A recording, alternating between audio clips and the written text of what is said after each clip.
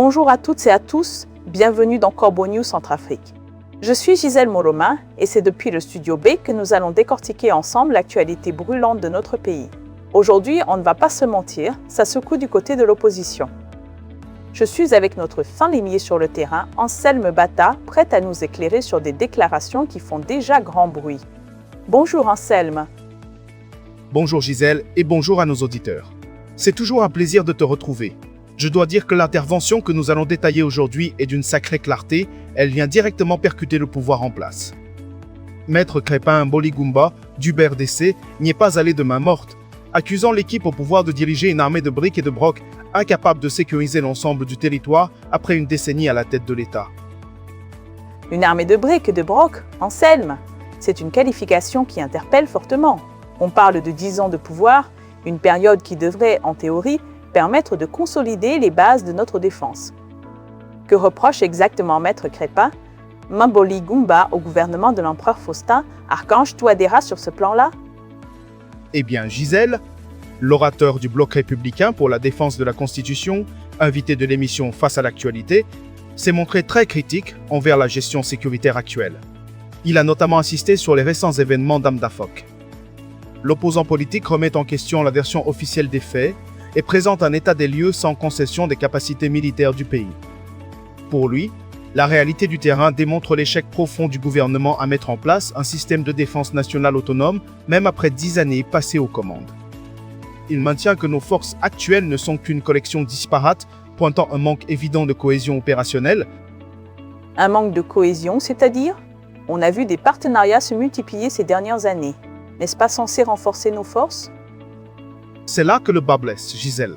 Maître Mboligumba souligne que cette armée de briques et de brocs est le résultat d'une dispersion des formations militaires entre divers pays partenaires. Il cite la Russie, la Guinée équatoriale ou encore l'Ouganda. Selon lui, cette fragmentation nuit à la construction d'une force nationale unifiée et réellement efficace.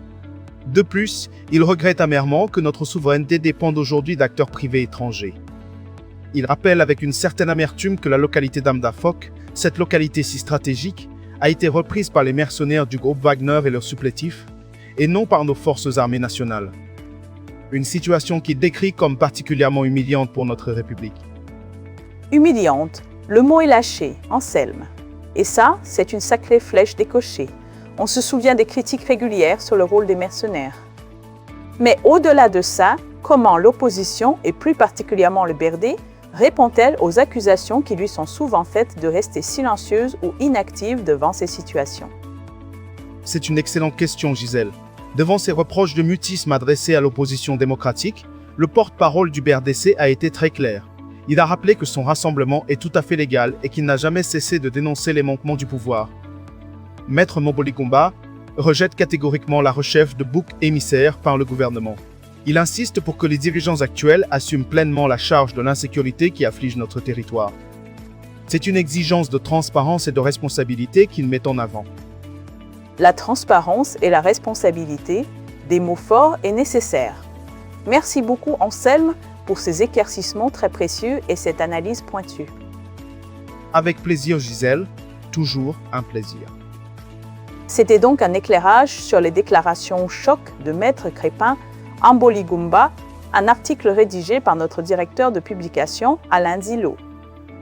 Et pour toute information, toute suggestion, n'oubliez pas que vous pouvez nous joindre via WhatsApp ou par téléphone au 336 65 du 67 ou au 336 65 900. C'était Anselme Bata pour Corbeau News Centrafrique. À très vite. À bientôt et merci de nous avoir écoutés.